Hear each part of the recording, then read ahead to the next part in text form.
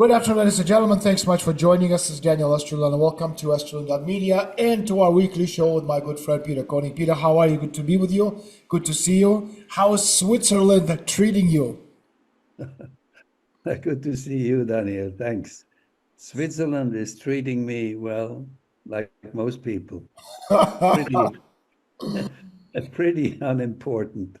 Yeah, They're running after other things. They're running after NATO. They're running after European Union. They're running after war associations instead of after neutrality, what Switzerland should be. yeah. But other than that, it's I don't in these days feel particularly Swiss, I must admit. You know, so today we're going to talk about the G7 meeting in France and elections in Peru and Colombia, what it means for the left and the right in the country. But I do not want to frame this discussion as left versus right in the traditional ideological sense. I think it would be much more interesting if we discussed sovereignty versus dependency, multipolarity versus Atlanticism, financial control versus national development. So let's start this discussion off with a relatively, straight question, but with many implications. So, is democracy enough to change geopolitics?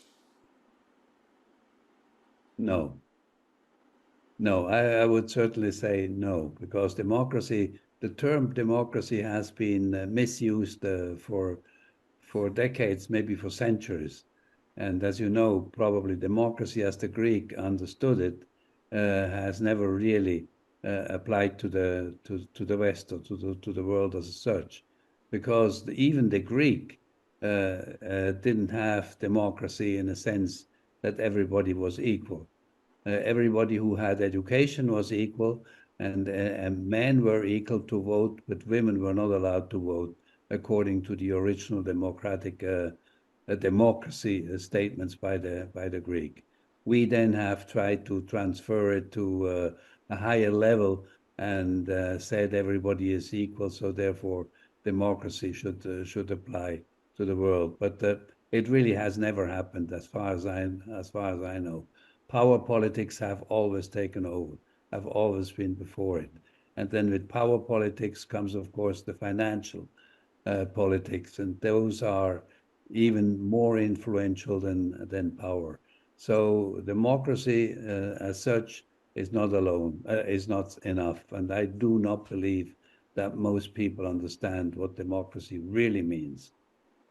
The concept, because again, if we look at the election cycles in Latin America, this is a dilemma for Latin America. You and I, we both know Latin America very well. So people vote for change, but once the new government arrives, it discovers that the real architecture of power is not located only in the presidential palace. It's located, as you said, in the financial system, international treaties, foreign debt and military cooperation agreements, ownership of resources, psychological control of public opinion. And that is why elections can change the administration of the system without changing the system itself. Um, do you see that, would you call this a Latin American paradox in a sense that Latin America has had, countless elections, revolutions, reforms, constitutions, political movements, yet many structural problems remain. Is there a way to fix these structural problems, such as poverty, inequality, dependency on raw material export, work, industrialization, external debt, fragile currencies, corruption, foreign influence, lack of technological sovereignty? How can all of these things be managed, okay, if we are talking about a democratic process itself? I think getting closer to democracy would be getting further away from those that dominate you, meaning more sovereignty for each one of the countries, which right now very few have sovereignty in Latin America, and actually in Europe neither. So you can actually draw lines between Europe and Latin America in that sense. But since we're talking about Latin America, just looking at the last elections in Colombia, which I did. I mean, everybody everybody expected that Cepeda would win because he was the great favorite, but he in the end he came out second, and he was so far ahead apparently in the predictions And that the, you wonder how did it happen that what's this, the second way, Alvarado Esperilla, I think was a friend, is a friend of Trump's, and made the first round as a winner. You wonder. It's a hard word to say the elections were rigged, but it's a hard belief. It's difficult to believe they were not rigged, and they're rigged in usually every country in the world. They're rigged in Venezuela. They're rigged in the United States. They're rigged in uh, Canada. They're rigged they're rigged in Europe, the everywhere. US, right. Now, if the rigging starts already in the first election, the first round of election, then imagine what happens in the second round. Normally, I mean, if I look at Peru, that the first round they let it go more or less, according to people's voices. Not always, not entirely, but they know exactly. Then after the second round, you can manipulate whatever you want, Yeah. and that's what has happened in many Latin American countries. I mean, that has happened in Argentina. It has happened in Brazil, particularly. It has happened in Peru. It has happened, and I believe it may happen also in in Colombia. Certainly, Petros is. I mean, Petros was no longer in the race, but Cepeda is practically would It's be the candidate. Yeah. continuation of Petros. Well, we're Now, gonna talk. We're gonna talk about Colombia in a few minutes, but I want to get back to the concept of democracy because formal democracy doesn't automatically create economic sovereignty. In other words, a country can vote freely and still be trapped inside this economic model designed somewhere else. And I think this is a key distinction that democracy gives a people the right to choose the government, but sovereignty gives a people the capacity to choose their future. yes, in theory, but I mean, as I said at the beginning, I don't think that we ever had a real democracy where not somebody from outside or even power groups within have decided what democracy is and how much power you give to the people. Because eventually the political power depends very much on the financial power. That's unfortunately the case in our world where money is God. And so this has happened in Europe. This has happened with the euro. This has happened with the dollar, and it's happening in almost every country. Who makes the financial the financial policies? It comes as close as giving a country the sovereignty. So if a country is capable of maintaining its sovereignty in financial policies and financial freedom and autonomy, then I think one comes as close as we can today imagine a sovereign country can be. And after that, you can see how democratic you can actually structure the rest of the country in terms of political elections, of political strength and power distribution. But I think finance is number one. And if you look at the world today, especially in at the Western world, it's hardly you can hardly say that any country, not even Switzerland, which claims sovereignty, financial sovereignty, is really sovereign. We depend all to a more or lesser extent on the dollar economy.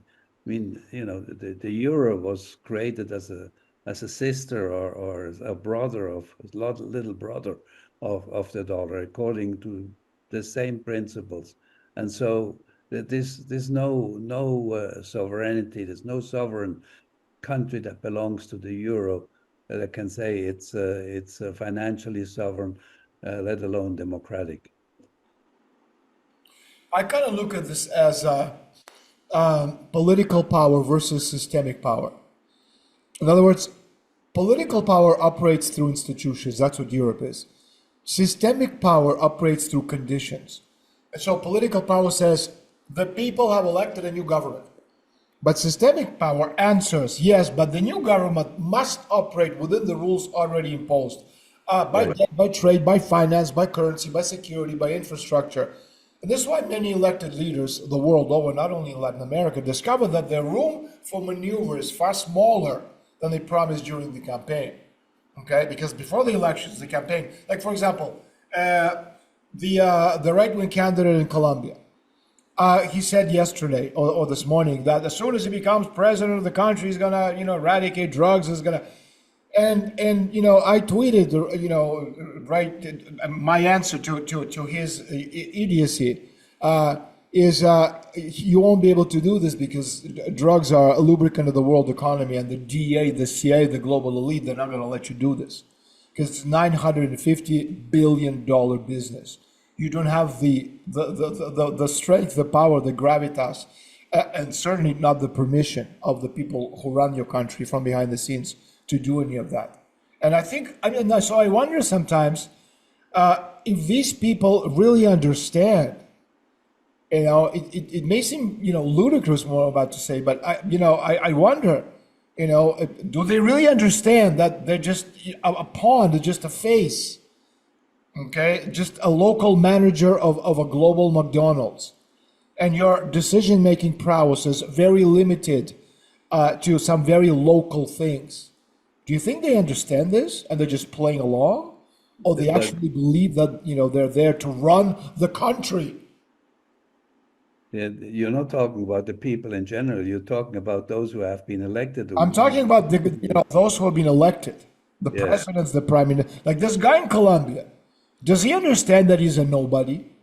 Like he's a nobody, and if he didn't do what needed to be done, he'd be removed the same way that the Kennedy was removed, and so many other people were removed. But like this, Absolutely. If he doesn't, he doesn't behave, especially as he calls himself a Trump friend, if he doesn't behave, he will be out with a snap, as you said. And he may know that, or people may have told him, and so he has no intention right now. But there are other powers behind us competing with him that may influence his wanting to stay in power by doing something which the people want, and that will be very difficult because as long as he follows the Trump scheme, he is in. That's as long as Trump is president, but when Trump loses, then any friend of Trump. Look what's happening in Venezuela. Maria Corina Machado. I just wanted to refer to Venezuela. Yeah. As long as Chelsea dances to Trump's tune, Yeah. she will stay in and she will be president. That's as clear as as clear as clean water. No, that is, and that's going to be the case too. So in this answers in a way a little bit my previous statement that there is really no democracy. I mean, this is not democracy. This is imposed. This is imposed leadership. As long as you follow my line, and the debt level of Colombia, which you mentioned, is to such an extent that only the U.S., because it's a dollar country, Right. It's dollar dependent, that only the U.S. can say yes or no to what they want to do with their economics. So he is absolutely not. This doesn't mean that elections are meaningless. Elections matter, but elections, it's important for people to understand, are only the beginning of power, not the completion of power. And so the real battle begins after the elections, when a government tries to convert election legitimacy into structural control. And I think that's because, again, if you look, what does that mean? Well, who controls the bond markets, the capital flows, the diplomatic pressure, the media campaigns, the judicial opposition, the business strikes, the sanctions threat, the intelligence operations, the NGO pressure, foreign embassies, internal elite resistance, all of that stuff. And look at this guy, the right-wing candidate. I mean, I don't know if it's like first. I think one of the first things he said, right after the voting, he said, first thing we're going to do is we're going to move the embassy to Jerusalem. Okay, so we're Yes, looking I know. so Yes. we're looking at a Zionist at a Zionist shill. Okay, Yeah. basically Zionists are taking over not even the United States, because the United States right now, what does it mean? The United States. Okay, it's not a cohesive country.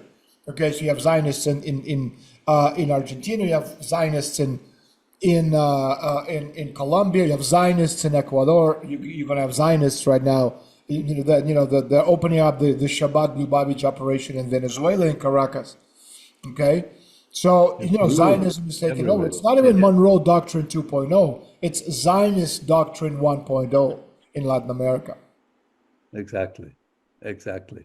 Well, that's why they call it Donroe doctrine, because Monroe, exactly. Trump Monroe, yeah, is a total Zionist. So, yeah, in order to spare the accusation of being anti-Semite, they call it Donroe instead of Zionist. right.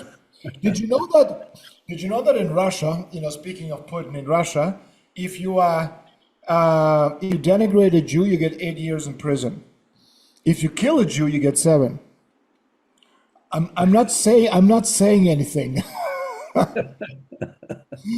I'm not saying anything, but these are facts. Okay, Okay. and Well, we'll leave it there. I'm not giving people the. exactly. Let them fly out there.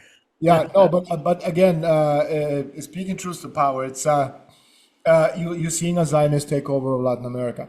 Let's talk about the G7 meeting in Evian, in France, where a few years ago the Bilderbergers also had their meeting, which is I think it's in a couple of weeks, June 15. I was looked it up. No, it starts next week. It starts next week. I thought it was 2 weeks from now. Okay. Uh, so, Peter, we tell people that democracy means rule by the people. Well, it actually means rule by the mob. But then every year, a small group of leaders, central bankers, technocrats, advisors, corporations, security structures, they gather at these meetings, whether we're talking about the Bilderberger meeting, we're talking about G7 meeting, whether we're talking about Jackson Hole meeting of world's bankers, to coordinate global policy. And so the question is, who the hell elected these people to manage the world? It's an open question because you and I know the answer. But again, we're doing this so that the people can learn and become more educated. So again, obviously, neither one of us thinks that G7 is a kind of a shadow government. It's not, but it's one of the visible, let's say, branches of a much deeper system. Okay, how do you think, especially with all the stuff we're seeing right now in the world, artificial intelligence, technology, sixth technological paradigm, the stratospheric jump into space, how do you think?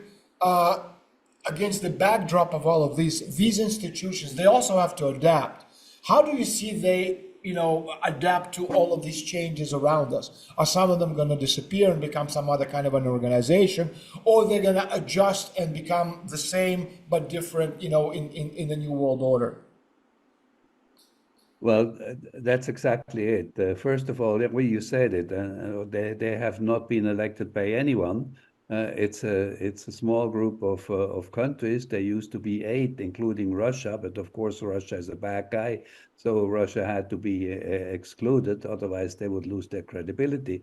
And of course, they propagate and continue propagating a Western agenda, which has absolute no legitimacy. Let's put it this way: they have nobody has elected them. They have an agenda which they haven't even published officially yet.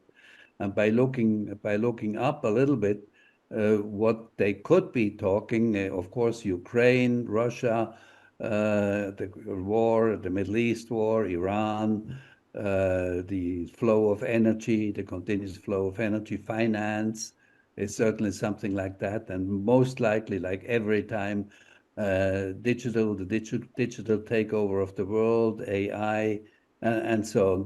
These may be the real topics that they are discussing. But if you compare them, and that's what I've tried to do before we went on here. If you compare them, and I've done that before, if you compare them with a much, much larger structure, which is called not only the BRICS, but the Global South, which is literally all of Latin America, all of Africa, and a huge portion of Asia. And they are more and more, of course, they are diverse. Of course, they are not not as coherent as the G7, but gradually they become more and more coherent. And you know why? Because they all want to get away from the dollar sanctions. And you can see that. I think last time we have talked about what is the reason for the war in Iran, and that reason is the decline of the rapid decline of the dollar, and that had to be rescued. And if you have to go to war in order to rescue a currency, and you have a group of countries, the global south, which includes China and Russia and India, that comprises about 85% of the world population. And the last figures they published, I don't know why they haven't published any more recent figures. The global south accounted in 2023, I think, for about 39% of the world's GDP.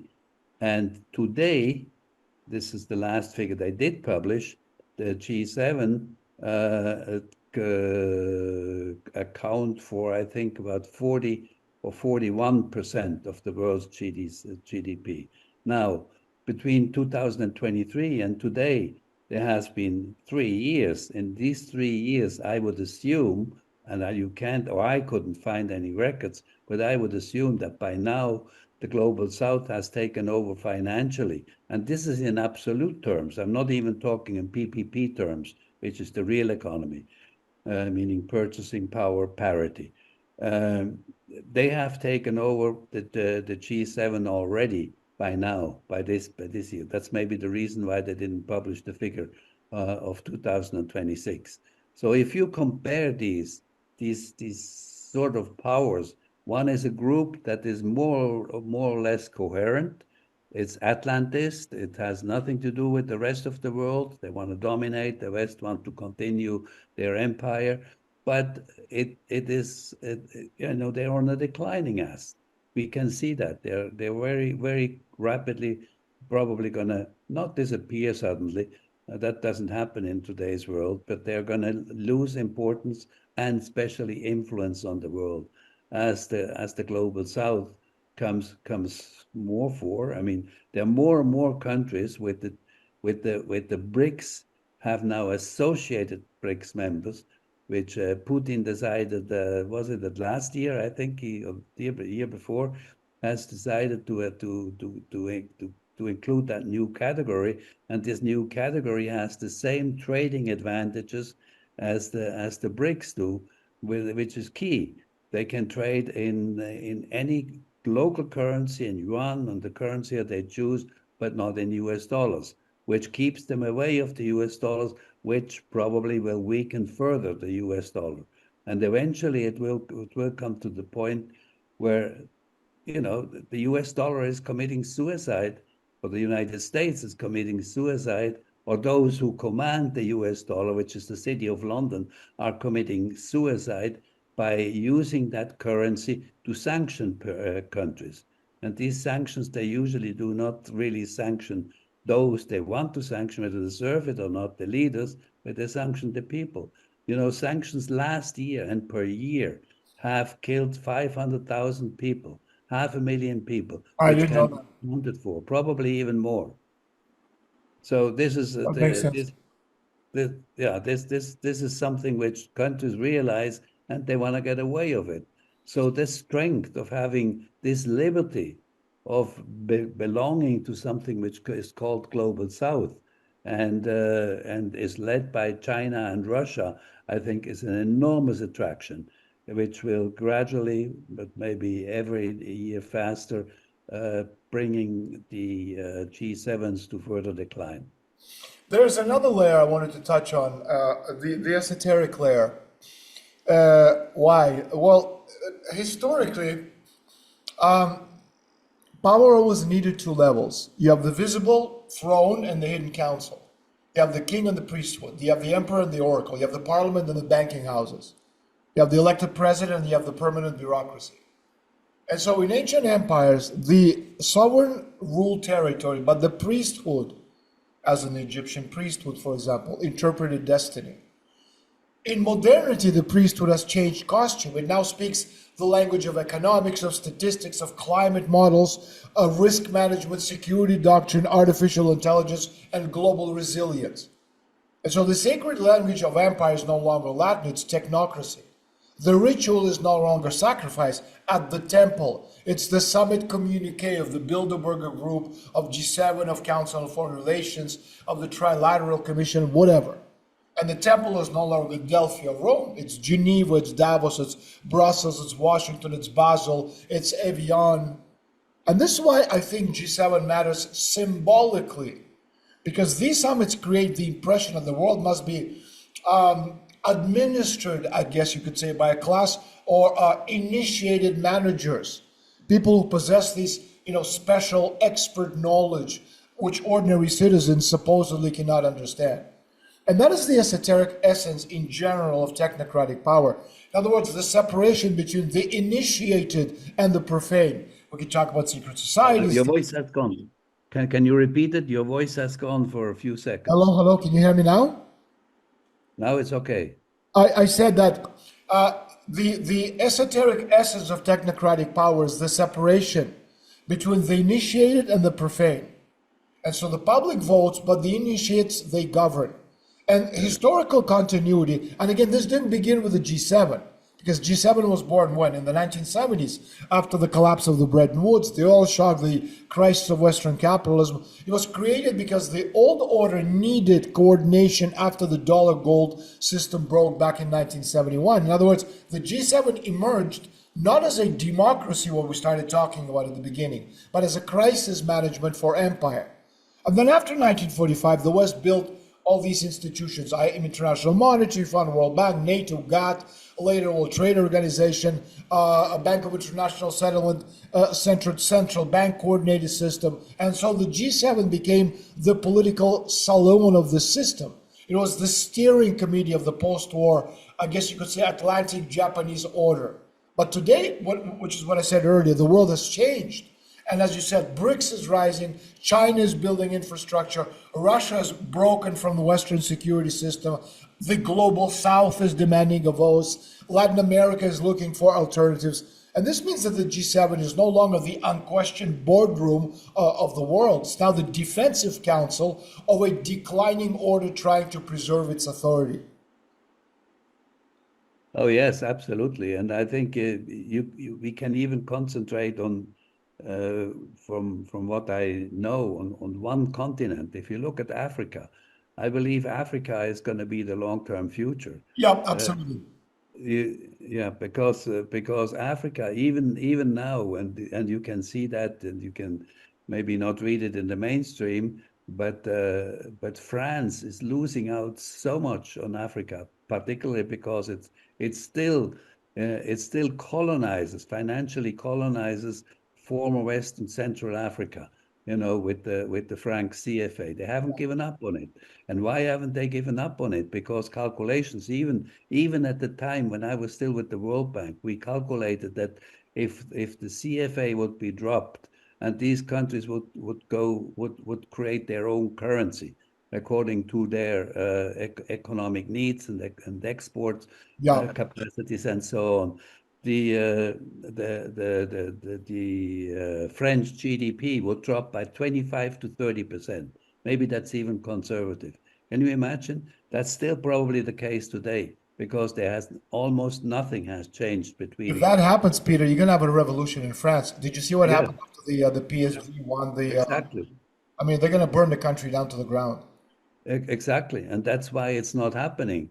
But it will happen, because they have now leaders who are less corrupt, who know that what they are capable of, and they have been elected by the people, or have taken power because they want their countries to be independent and sovereign. So I think many of these countries, they are more sovereign than any European country. Absolutely. Because they know what they want and what they have and what their potential is. I mean, take Burkina Faso, was one of the poorest countries, that probably still is, when I worked there. But they have a leader who knows that what their potential is, means they can get rid of the CFA. And you cannot, I told you already, I've known Thomas Sankara, who was, the Che Guevara of Africa at the Was time. killed, brutally murdered. He Yeah, was a genius. He was really a general, a genius, absolutely. He was so gentle when he spoke. He didn't come across like somebody who was commanding the country with orders, but he had ideas. And this is one of his ideas was to get rid of the CFA, and that was in 1987. And that cost his life at the time. At that time, Mitterrand was president, and he had him killed. absolutely. And so it's very. And do you know who killed Gaddafi, and who also had an idea to make Africa financially autonomous, and Africa financially, give Africa its own financial policies, and of course, the West doesn't want that. So that's where I think where we have to look at Africa is great, is a future country, and I think there are many African economists and leaders who know that and try to stay away from Western influence. And I'm pretty sure the same is true for all those countries in Asia that are surrounding and are probably very much influenced by China. They see that they have much more economic freedom than if they would belong to the Western sphere influence than they are now. And the same applies to that. And unfortunately, Latin America is still suffering. For how long, I don't know. Is still suffering under the Donroe doctrine, to call Let's it the let's Zionist talk about doctrine. let's talk about Latin America. Uh, as a kind of an opening of this new segment, because we have election cycle in Colombia, we have election cycle right now in Ecuador, we have an elections right in the middle of the elections in Peru. So, which electoral path, left or right, offers the greatest possibility of sovereignty in a world moving from unipolarity to multipolarity? That's a very good question, and I've had debates about this question of left and right, even in Switzerland. I don't think left and right exists anymore. I think, Okay, let me rephrase that. Let's look at Peru. Okay, yeah, it's a kind of a geopolitical battleground because Peru, and it's a country you know very well, is not simply another election. It is strategically important because of its natural resources: copper, silver, gold, lithium potential, Pacific access, Chinese investments, critical minerals for artificial intelligence infrastructure. And so when outsiders look at Peru, they often see political instability. When Beijing and Washington look at Peru, they see strategic resources. Is Peru becoming one of the hidden battlegrounds of the new Cold War? well, it could very well be, but as you said before at the beginning, Sanchez runs as a left-wing president, as a left-wing candidate, and I think this label left-wing and right-wing is hurting him. He should probably run under completely different label. He is not a left-wing. He is an anti-globalist. He is a president who would like the country to become sovereign. He is a president who would like the country to own its own resources and dispose of its own resources the way it wants and it thinks is priority, and not listen to the United States what they want with his president with the resources. So the key to it is to get away from these labels of left and right and conservative and progressive and so on. It's you're a globalist or you're an anti-globalist. And I think people understand more and more what an anti-globalist is, because it's very simple to describe. An anti-globalist is someone who wants to conserve the sovereignty of his country and of the people, and the globalist gives it away. And unfortunately, that has mostly been the agenda of the so-called left or the socialists in the past. And this was, of course, a game, as you know, a CIA game. That this was that started after the Second World War and goes on still today. So this game between left and right is still today, and is confusing. So what these candidates should really do in order to convince people of what they want to do is get away from the label left and right, but to tell the people we are anti-globalist, we want to be a sovereign country and decide our own about our resources, particularly Peru. You mentioned Peru, very rightly so, because Peru is certainly one of the richest countries in Latin America, maybe next to Argentina. But other than that, certainly one of the richest countries in diversity of richness, much more so than any other countries, much Peru more is, so than Venezuela. Peru is one of the richest countries in the world in copper. And copper is perhaps the most important example of what we're seeing globally, because every data center, uh, every electrical grid, every AI infrastructure project, every electric vehicle, every advanced military system, telecommunication network, they require vast quantities of copper. Okay, and many analysts focus on semiconductors, but semiconductors cannot function without electricity, and electricity cannot function without copper producers. And then, in addition, Peru possesses large quantities of silver and gold and zinc and rare mineral resources imported for advanced technologies. And so, the geopolitical significance of Peru is obvious. And the nation that controls access to strategic minerals obviously acquires leverage over the industries of the future. The nation that merely exports raw materials remains dependent. So the key question for Peru is not whether it has resources. It does. It's whether it can move higher up the value chain and capture more of the wealth generated by those resources by not, selling it to the highest bidder and becoming the country, as you said, that controls its resources. But for that, you need a government that thinks of the nation's well-being before it thinks of everything else. As you have the how many governments in the history, in the last 30, 40 years in the history of Peru have done exactly that, sold the natural resources and countries' well-being and welfare to the highest bidder. And in fact, you forgot the hydrocarbons they have. Hydrocarbons, exactly. Yeah, They exactly. would Of be course. energy self-sufficient if they wouldn't have had a number of presidents who sold for a pittance their gas to Mexico and to other countries in long-term contracts. So you need to have a president who can bring back or can cut off or not renew on ongoing contracts, so that the country can really be self-sufficient in energy. Because once a country is self-sufficient in energy, I think the rest is much, much easier to follow. And that is, I think, very, very important in Peru. Yeah, The Peter, what happens if Keiko Fujimori wins?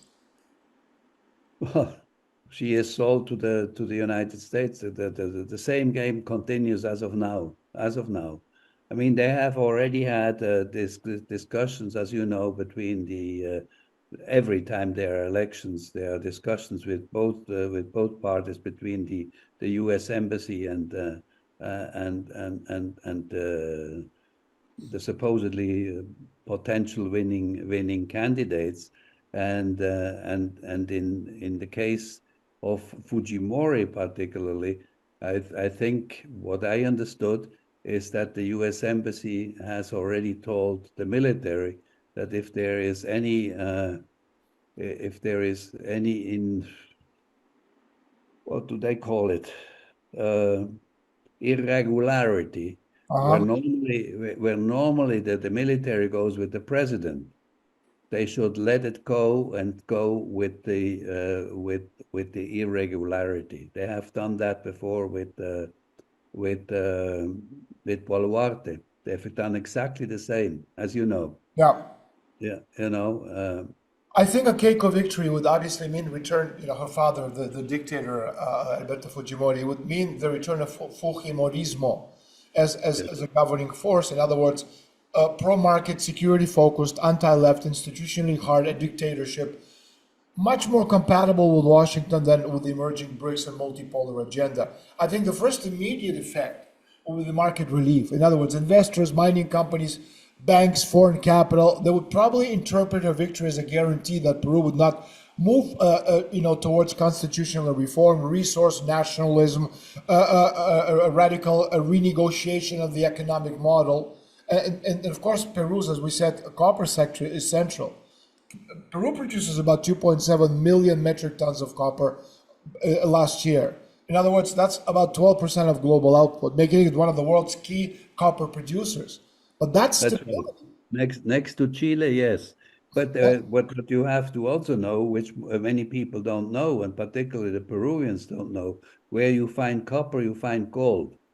And so they have huge copper mines, and they talk about copper. They don't talk about the gold that they exploit and export directly to the countries of the exploiter. In the case of Yanacocha, it's Newmont in Denver, who gets most of the gold and sells it. I mean, they leave a pittance behind, Right. and that and enormous environmental destruction. I mean, this is a different story. This will be a subject of another conversation. But that's exactly it. We have to, they have to come back to their own and call the shots themselves of where the mines can be. And in the case of Peru, in particularly for Sanchez, if he becomes president, he has to make sure that there is no mining in the mountains, because everything, about 70% of the mines are in the mountains, in the heads of watersheds, which destroys the water downstream, destroys agriculture, destroys public water supply systems. Cajamarca is a case in point, which, it's like day and night between before Yanacocha started in 1991 and what it is today. And this applies to many other areas. And that's what the Peruvians don't understand. The Peruvian presidents, they may understand it, but they get so much out for themselves that they don't want to apply it.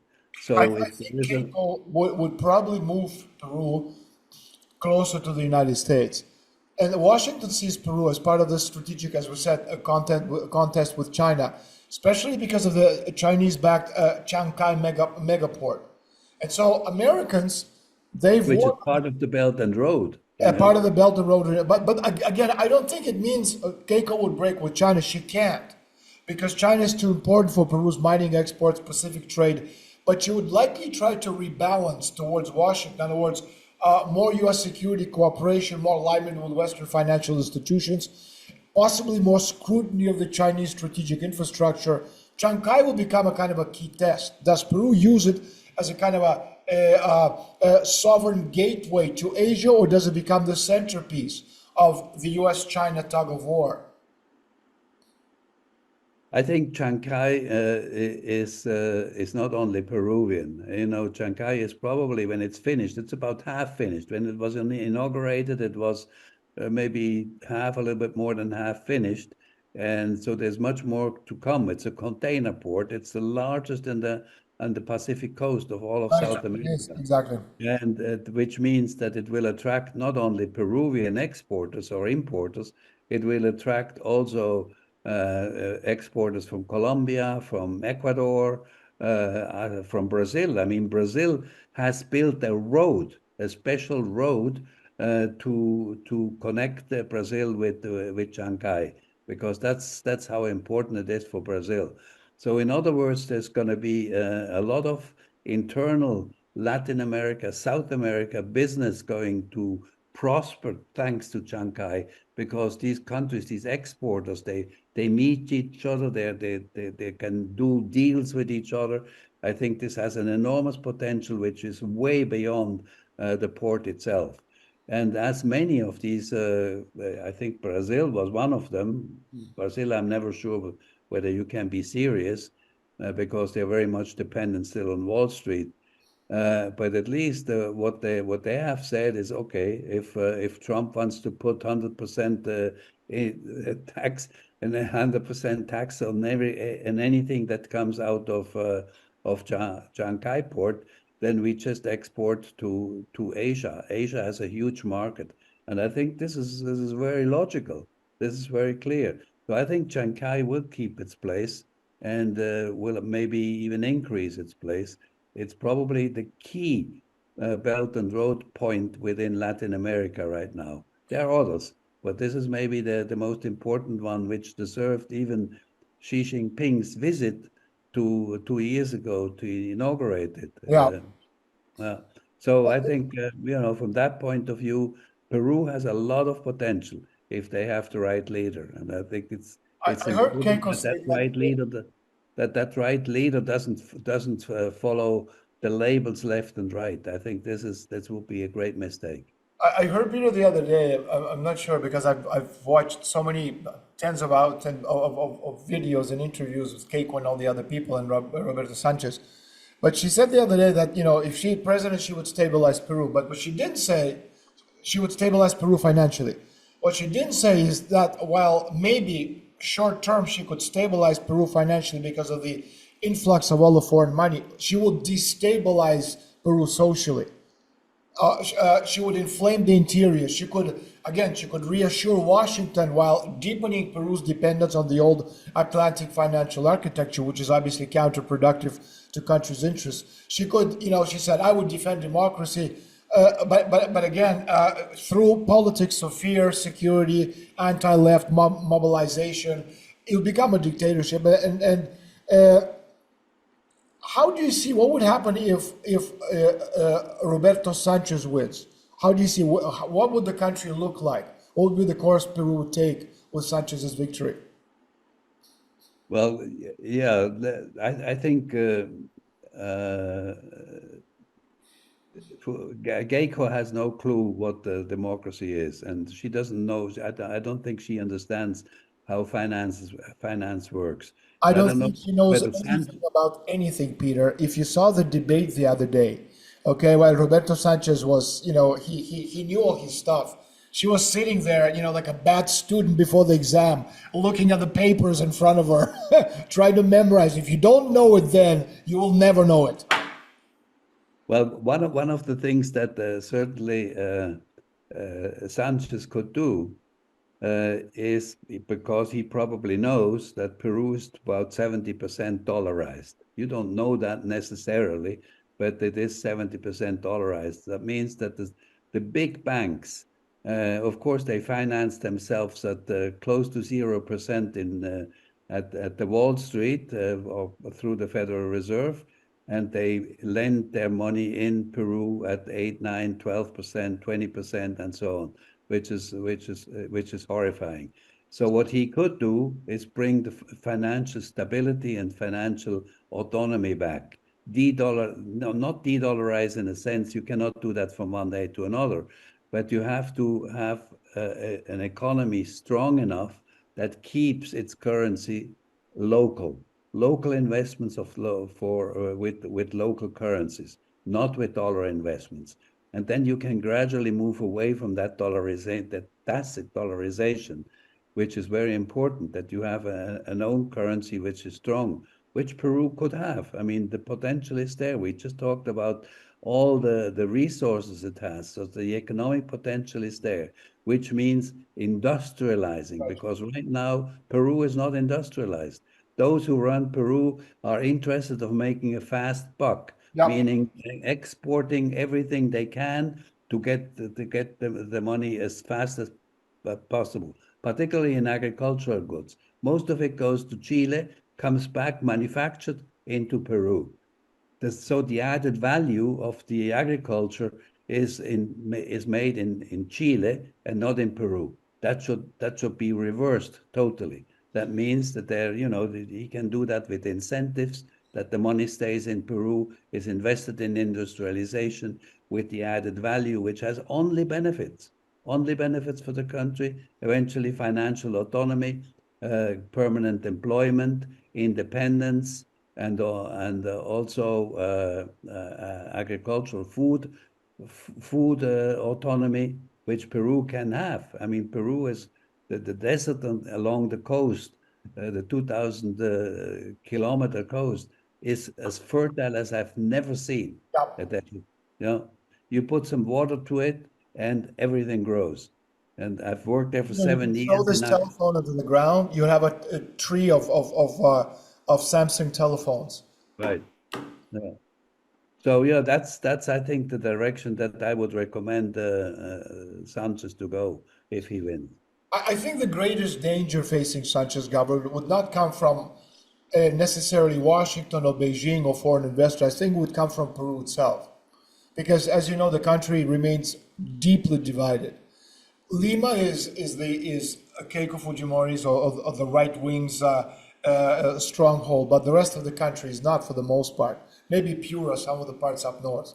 So you have urban versus rural, you have coast versus interior, you have elite versus the populous sectors, you have Lima versus in Lima you have 8 million votes.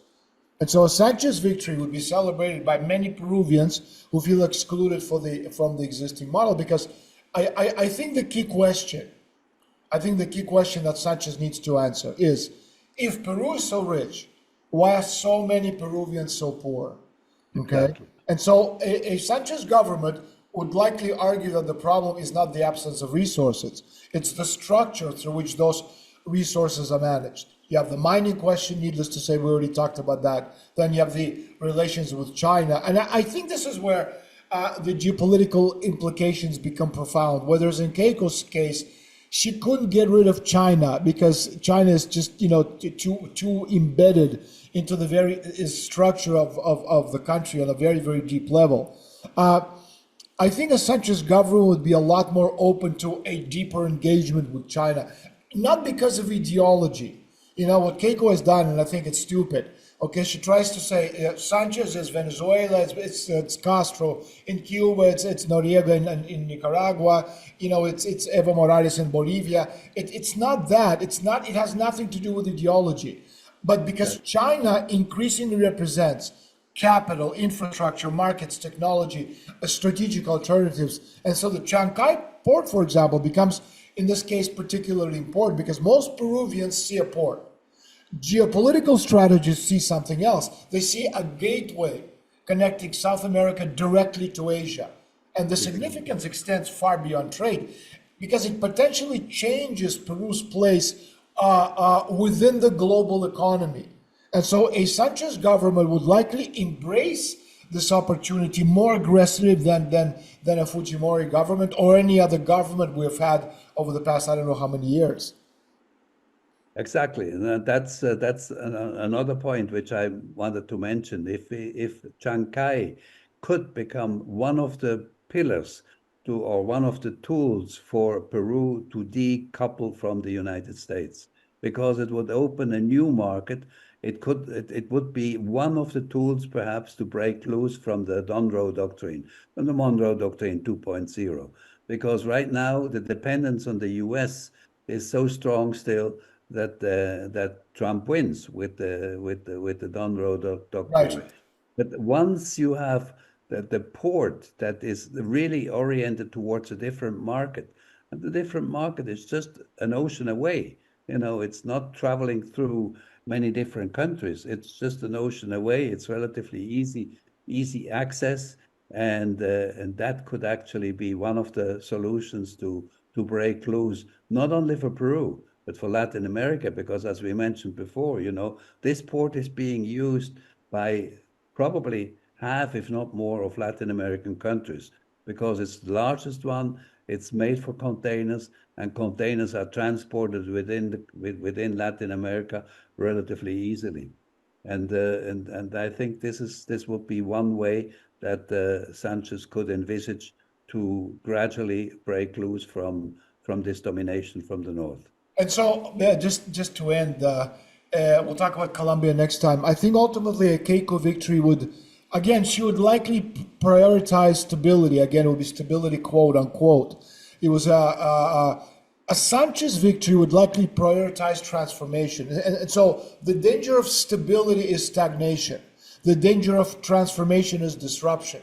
And so the challenge for Peru is that it needs both. It needs enough stability to attract investment and also to maintain growth, but it also needs enough transformation to ensure that the benefits of its extraordinary mineral wealth, a strategic geography, civilizational potential, they reach the majority of Peruvians to be able to answer the question, why in a country so wealthy are so many people poor? We could say the same thing about Russia, but it's a conversation for another day. And I think that's the real choice before the country.